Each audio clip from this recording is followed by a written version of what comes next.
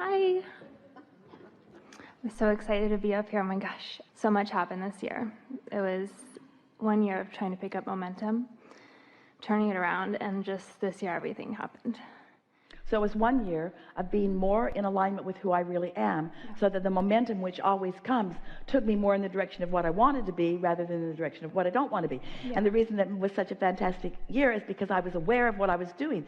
So as the momentum ensued and things were unfolding, I could feel my hands in the clayness of it. Oh yeah. Yeah. Yeah, totally. Yeah. I don't even want to talk about the year before that. Yeah. But it brought me to here. Yeah. And it filled your vortex full of wonderful things. So many things. Yeah. Yeah. I wrote a book in like 4 weekends. I just wrote it. Yeah. Submitted to a publisher. Yeah. Went to Hawaii twice. Yeah. Met Wayne Dyer. Now I'm here. Yeah. I won the lottery. Yeah. I won the lottery. 3 times. Tell them it was $100,000 to win. $100,000. It was really close. It was close. I was 1 digit away from $90 million. Like 1 digit. I said that for like 3 days. One digit. But then I was so excited, right? Because there was still some money there. And so my question, and I kind of know the answer, but I'd like to hear it from you because I'm that guy in the back row probably knows right there.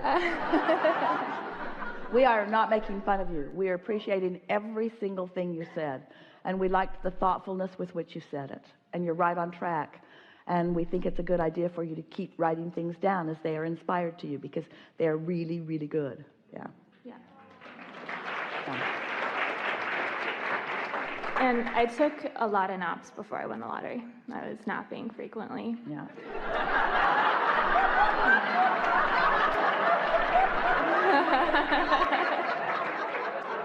That's a true story.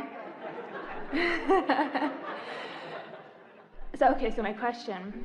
So I have this impulse to go and get my real estate license.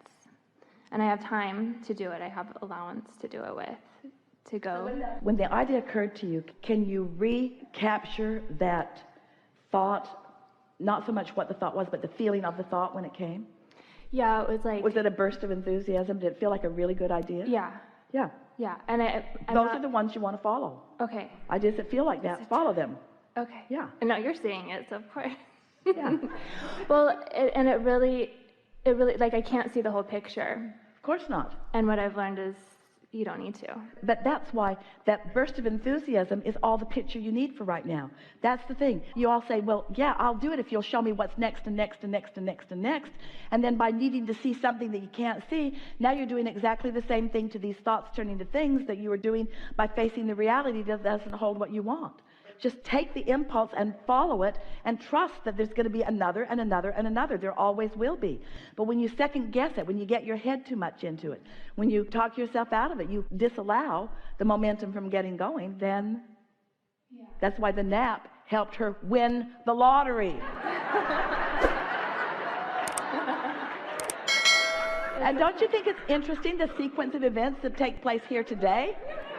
We're not kidding you when we say your inner being knows what you want and knows where it is and knows the path of least resistance that will help you to understand it.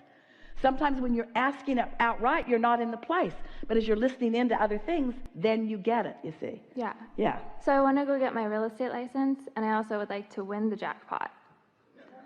And so do I just... But feel the difference between the impulse to get the real estate license and the idea of winning the jackpot. Yeah.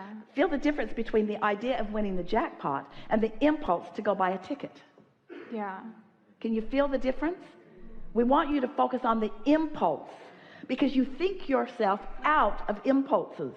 We're just going to say it to you this way, and take it the way we mean it, because it's going to sound a little like we're beating up on you, but we're really not, only just a little bit. So the impulse comes to you in a flash. And you know why it's usually a flash? Because you're usually so negative it can only squeak in on occasion. So the flash comes and you go, oh wow, and then you kill it immediately by facing reality. And so the reason that those impulses come in flashes, and the reason that you feel insecure about following them, is because you haven't accomplished the mastery of staying in the receptive mode. But with not much more than you have accomplished as a result of just listening into today, You can get into that receptive mode, and you can master it so much so that you know when you're in it and you know when you're not in it, and then you will know which impulses are the ones that are going to pay off to something that you want, and which impulses are going to pay off to something that you don't want. Which is the impulse that buys the winning ticket, and you're going to only by experiencing it know which is which. Yeah. Yes? By the way it feels. That felt like this and it turned out like this. That felt like yearning and it turned out like this. That felt like enthusiasm and it turned out like this. Yeah. That felt just a whimsical thing and it turned out like this. That felt like drama and the rest of my life was depending on it and it turned out like this. In other words, what's the receptive mode that you are in? Yeah. Yeah. Yeah. And right after I won the lottery, I was like, I can do anything. So I really tried to win the lottery after that, and that did not feel like it didn't feel on track. Now, this is the most important conversation that we've ever had with anybody about anything in regards to deliberate creating. So you had an experience, and let's isolate it. Let's talk about how that experience happened. That was an impulse from alignment that led to that. But then the next ones were not impulses that came from alignment. They were conjuring and thinking and working and efforting and planning and plotting and defending and justifying and... Yeah. And then the lottery went up. Are you getting this? Yeah. And it went up to like 1.5 billion, and I kept thinking, why is nobody winning? And I like went into this place. But then before that, I was playing. Like I was playing with, oh, look, my favorite number's there. Your words are the most important words that have ever been spoken in a seminar. They're your words. I was playful. I felt playful. Yeah. I felt playful, and therefore I was in the receiving mode. And in my playfulness, I just followed it, even though it wasn't even rational, maybe. Yeah. So these are the things that we want you to consider that have been received by you just now, today. You now know that your inner being is aware of where you are in relationship to what you want. You know that right now? You know that? And so if your inner being knows where you are in relationship to what you want, isn't it logical that you would want your inner being to tell you? Now, what you know about your inner being, what does that mean? What frame of mind do you have to be in? Are you on your knees praying from need? Is that the receptive mode? Or are you in appreciation? Are you in applauding? Are you in sincere appreciation of positive aspects of something? Are you light or are you heavy?